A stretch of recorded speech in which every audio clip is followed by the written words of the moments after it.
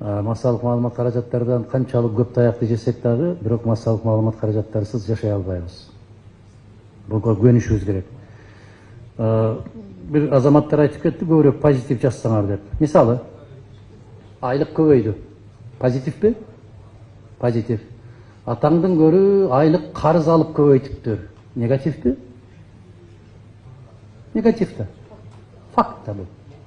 Мына жанакы жалган маалыматтан этият болуу дегенди, урматтуу Мурат мырза, дайреним отурат. Дайреним аябай машыккан ушул жактардан. Абдан жакшы билем ушундайды. Ошол баякы биздин кесиптештерибиз айткан ботторду токтоткула. Акча берип ошолорду кармаган фабрикаңарды жапкыла. Андан көрө көйнөк тиккен фабрикаларды ачкыла. Мектеп мугалимди баякы балдардын формасын тиге турган фабрика ачкылачы айланайындар. Силер өтө көп ачып жүрдүңөр андай фабрикаларды. Анан ким пикирин билдирген болсо эле түнү менен же эртең менен саат 6-да барып баса калган, мен эскертип коем, Мурат мырза билет. Мурат мырзаны мен 95-жылдан бери ушинтип эскертем. 95-жылда эле ушундай сөздү айтып келген. Акаевди деле дал ушундай коргоп келген. Тил тийгиздей келген. А натыйжада эмне кылды? Мына ушулар бийликтин баарын жеп аткан ушулар айланасындагылар. Кытай өтө коркунучтуу. Мен силерге айтайын, жаман көрөсүздөр азыр, бирок ушул сөздү айтып коюшум керек, тарыхтын алдында калышы керек, ушул сөздөр калыш керек, кулагыңа күмүш сырга кыргыз. Бүгүнкү күндө 60 000 кыргыздын кызы Кытайга күйөөгө чыкты, расмий түрдө. Эми чыкылдай бересиңер, билесиңер, чыкылдап койбоз чыккандан кийин. 60 000 экиден төрөгөндө 120 000 болот. Өздөрүн кошкондо 180 000 болот. А биздин кыргыздын кыздары Курманжандатканын алдына чыгып атат. Төрөсөк төрөбүз, төрөбөсөк төрөбөйбүз, өзүбүз билебиз деп. Билгениңди кылдыргыз. Биз башыңды чайкап, тилиң менен чыкылдатып коюп отуруп аткан мезгилде, биз ушул темп менен кетсек, 10-15 жылда өз элибизде азчылыкты түзөбүз. Бүгүнкү күндө 800 000ге жакын кыргыз Россиянын жарандыгын алып, Россиядан келбейт. Келбейт Кыргызстанга. Кайтпайт. Мен көбү менен сүйлөшөм. Биз го бара береткенбиз, балдар чыдабайт экен деп калды. Балдар барбайт экен деп калды. Мен өзүмдүн жакын кишилерим, досторумдун, өзүмдүн балдарым аркылуу билем. Бул мамлекетте эч нерсеге жете албайсың деген нерсе мына жерине катып бүттү. Мына менин 2 балам жогорку билимдүү. 2ден дипломдары бар. Бир жерге жумушка албайт. Себеп фамилиясы чыдап. 3 жерде 9 канча болот дегенди билбегендердин баары кызмат калат. Мына ол мамлекет жоголуп бараткан мамлекет деп какшап атканым ошол. Укам баскы сынчу. Мен укам басага он үчүн акча таппай атабыз.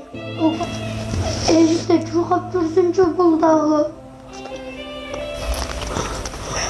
Ассаламу алейкум, урматтуу кыргыз элим, мен Кубанычбек кызы Кымбат. Мындан алдында силерден жардам сурап кайрылган элем. Уулум Мухаммад 5 жашта, азыр баса албайт. Ушу жол кырсыгынан улам ушундай абалга түшүп калган.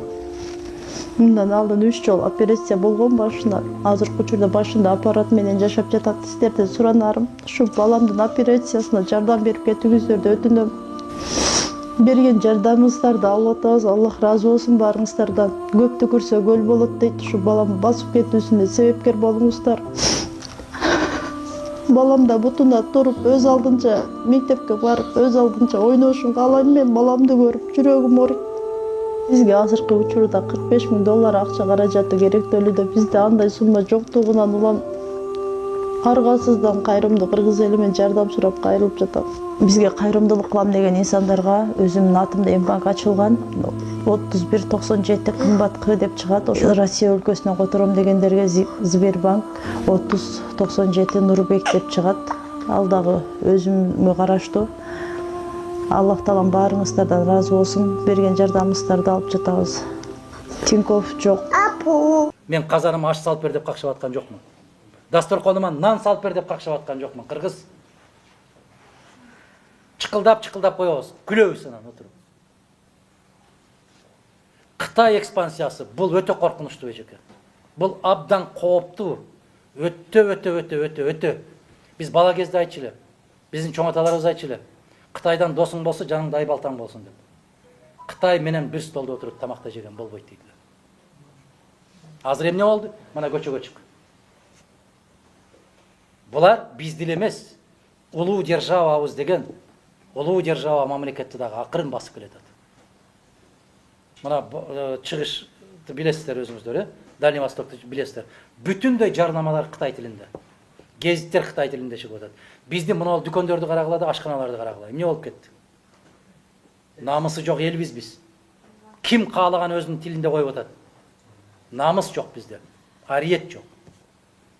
Мына түрк ашканасына кирип, эмне үчүн кыргызча жок десем, мени бир аял келип урушту дейт. Мен орусча билбейм, кыргызча айтыңыз десем, Түркиядан келип, сен кыргызча үйрөтөсүңбү деп дейт. Гавадна, баранна деген кыргыз күйдүрүп битти баарын. Намыс жок, намыс, ариет жок. Уят жок бизде. Assalamu alaikum. Kırgızistan'daki Kırgız dostlarım, biz Doğu Türkistanlık Uygur Türk'ü, biz bir kardeşiz, bir tuğanız. Sizler memleketlerine sahip çıkıla. Bu Kıtaylar hazır 1 milyon olursa, bundan 10 milyon, 20 milyon olduğunda sizlere çok kılıp koyar. Sizler o vatana sahip çıkınlar. O Kırgızistan sizin, bizim vatanımız. Biz kan kardeşiz, biz Müslüman elhamdülillah. Size sahip çıkıla. Biz Uygur Türklerine 35 milyon Uygur Türk'ünü, şimdi 10 milyondan çoğunu Kıtaylar zindanlara attı. Hamidi. Şimdi ben 25 yıldır annemle, kardeşlerimi, tuhallarımla göremedim. Ölümü, hayat mı bilmem. Siz de memleketinizde Doğu Türkistan'a sahip çıkmazsınız. Bir günler kilit Kırgızistan'a sahip çıkmazsınız. Bir günler kilit siz de zindanda kalırsınız. Sizin de öldürüp yok kalır. Kırgızistan'daki büyüklerimizge, prezident, deputatlarga, milletvekillerine şunu aytam ki Kıtaylarını kovup çıkınlar. Kırgızistan'da Kıtaylar olmasın. Biz her zaman sizin canınızı bizge sahip çıkın. Uygur Türklerine zulüm olmasın. İnşallah biz beraberiz. Эгерде сиз президент болсоңор, 5 жылдын ичинде биз төлөйбүз. Туурабы? Кудай буюрса, ошо биринчи 5 жылдыкта биз сырткы карыздан кутулабыз. Ооба, дал ушинтип айтылган. Эмнеге таянып айтканы белгисиз. Бирок бийликке келгенден тарта эле ички карыз алуу көбөйдү. 20-жылдын ноябрда 10 жылдык облигация сатып, миллиард сомго биринчи карыз алынган. Учурда 21-жылдан бери Кыргызстандын тарыхында биринчи жолу узак мөөнөткө, тактап айтканда 15-20 жылга ички карыз алына баштады. Садыр Жапаров бийлигинин тушунда 272 миллиард сом ички карыз алынды. Эгер аны долларга которсок, 3 миллиард доллар. Көбү узак мөөнөткө алынган, 7 жылдан 20 жылга чейин. Акыркы убакыттан бери бийлик өлкө бюджетин триллионго чейин өстүрөбүз деп жар салууда. Ошол эле кезде Гонконг биржасына еврооблигация сатып, өлкөнү 700 миллион долларга отургузушту. Евробонд жөнүндө сөз болуп атат да, еврооблигациялар боюнча. Это, собственно говоря, займ в долларах и в других резервных валютах, да? Ал карыз. Мындан сырткары жыл башында да бир нече кредиттер алынды. Негизи бюджетти 2 жол менен көбөйтүүгө болот. Биринчиси киреше менен, ал эми экинчиси башка өлкөлөрдөн карыз алуу менен. Бул жерде Кыргыз бийлиги экинчи жолду тагыраагы карыз алуу менен өлкө казынасын толтуруу жолун тандады. Ал эми мамлекеттик жалпыга маалымдоо каражаттары бюджеттин өсүшүнүн негизги себебин элден жашырып жатышат. Консолидированный бюджет сформировался в основном за счет средств, поступивших от борьбы с коррупцией, борьбы с организованной преступностью, кумтора, инвестиций, предприятий, а также таможенной и налоговой служб. Жакында ЭСтин маалыматын окудук. Анда ушул жылы карыз алуунун көлөмү боюнча Кыргызстан биринчи орунга чыкканы айтылат. Ошентип мамлекеттик карыз дээрлик 33%га көбөйдү.